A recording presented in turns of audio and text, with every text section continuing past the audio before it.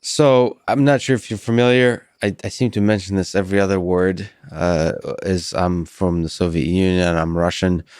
Read way too I much think my Dostoevsky. roots are Russian too, but a couple generations back.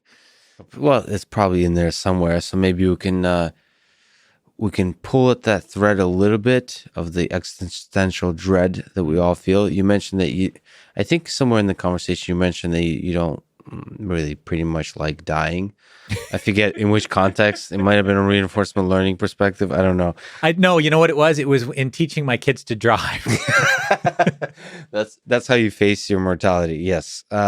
From a human being's perspective, or from a reinforcement learning researcher's perspective, let me ask you the most absurd question. What do you think is the meaning of this whole thing? Ah. What the meaning of life on this spinning rock?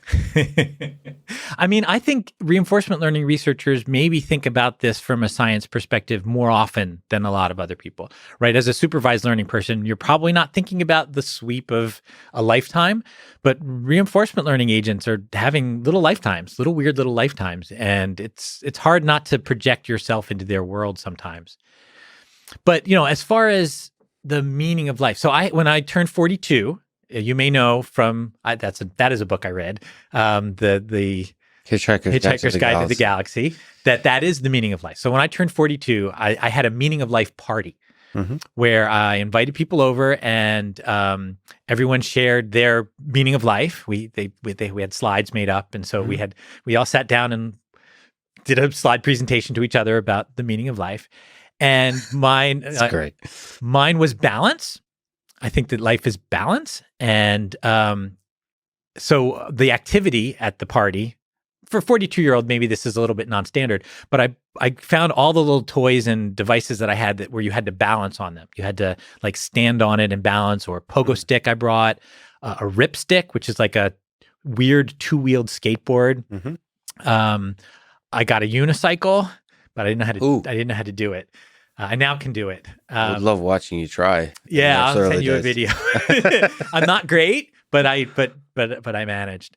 And so balance. Yeah. So my wife has a really good one that she sticks to and is probably pretty accurate. And it has to do with healthy relationships with people that you love and working hard for good causes. But to me, yeah, balance in a word. That works for me. Not too much of anything, because too much of anything is iffy. That feels like a Rolling Stones song. I feel like there must be. You can't always get what you want, but if you try sometimes, you can strike a balance. Yeah, I think that's how it goes. Michael, I'll write you a parody. it's a huge honor to talk to you. This is really Oh, fun. no, the honor's I've been a big fan of yours, so can't wait to see what you do next in the world of education, in the world of parody, in the world of reinforcement learning. Thanks for talking today. my pleasure.